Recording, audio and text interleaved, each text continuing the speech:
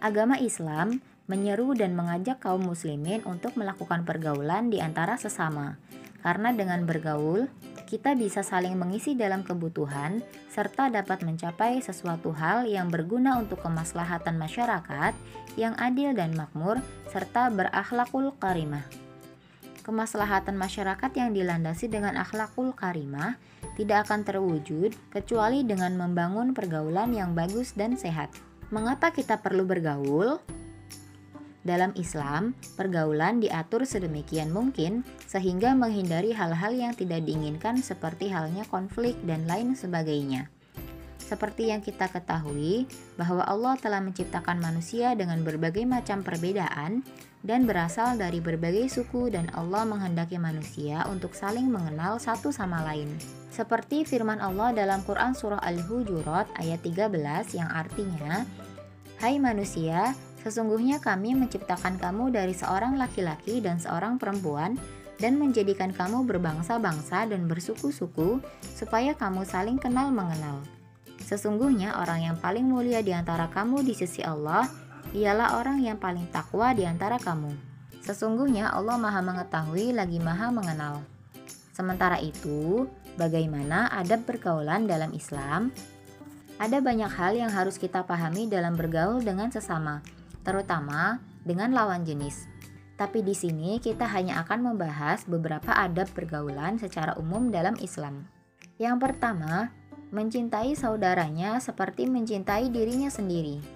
Mencintai saudaranya sebagaimana ia mencintai dirinya sendiri, ikut berbahagia jika saudara mendapatkan nikmat, dan bersedih apabila saudara mendapatkan musibah. Jika kita tidak suka mendapatkan perlakuan kasar, maka kita juga tidak suka jika saudara kita mendapatkan perlakuan kasar. Begitupun sebaliknya. Tidak sempurna iman seseorang di antara kalian, sehingga ia mencintai saudaranya sebagaimana ia mencintai dirinya sendiri. Hadis riwayat Bukhari dan Muslim. Yang kedua, tidak saling menyakiti baik dengan lisan maupun dengan perbuatan. Yang disebut dengan muslim sejati adalah orang yang selamatkan muslim lainnya dari lisan dan tangannya. Dan orang yang berhijrah adalah orang yang berpindah dari perkara yang dilarang oleh Allah. Hadis riwayat Bukhari dan Muslim.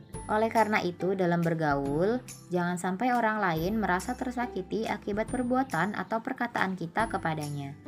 Sikap ini juga harus diiringi dengan berani minta maaf dan juga memaafkan jika kita menyakiti orang lain sengaja ataupun tidak. Yang ketiga, jangan menyombongkan diri kepada orang-orang di sekitar kita. Dan sesungguhnya Allah mewahyukan padaku untuk memiliki sifat tawadhu. Janganlah seseorang menyombongkan diri atau berbangga diri dan melampaui batas pada yang lain. Hadis riwayat Muslim. Tawadhu adalah menampakkan diri lebih rendah pada orang lain yang ingin mengagungkannya. Ada pula yang mengatakan bahwa tawadhu adalah memuliakan orang yang lebih mulia darinya.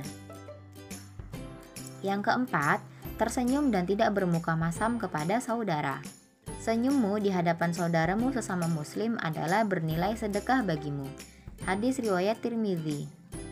Sesuai poin nomor 1, kita pasti tidak suka jika ada saudara kita yang menampakkan muka masamnya. Oleh karena itu, kita juga jangan menampakkan muka masam kepada saudara kita. Jangan lakukan sesuatu pada orang lain yang kita pun tidak mau menerima perlakuan itu dari orang lain. Yang kelima, tidak melakukan adu domba dan menghindari orang yang mengadu domba. Tidak akan masuk surga al-qottat atau tukang adu domba.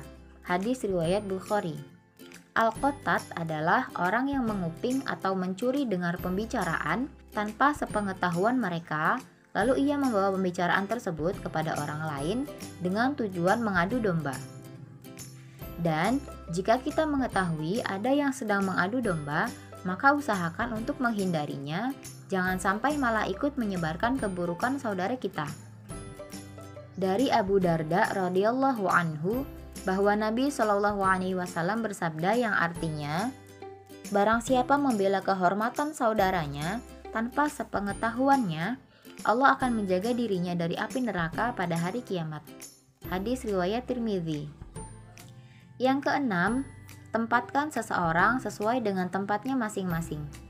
Tempatkanlah manusia di tempat mereka masing-masing. Hadis riwayat Abu Dawud. Sesuaikanlah perilaku dan tutur kata kita saat berhadapan dengan orang yang lebih tua, dengan teman sebaya, maupun dengan orang yang lebih muda dari kita. Nah, kira-kira apalagi adab yang harus kita lakukan dalam bergaul dengan sesama manusia? Tentunya jika bergaul dengan lawan jenis juga memiliki adab khusus ya, jadi jangan lupa untuk dipelajari juga. Demikian video pembelajaran kali ini. Terima kasih dan wassalamualaikum warahmatullahi wabarakatuh.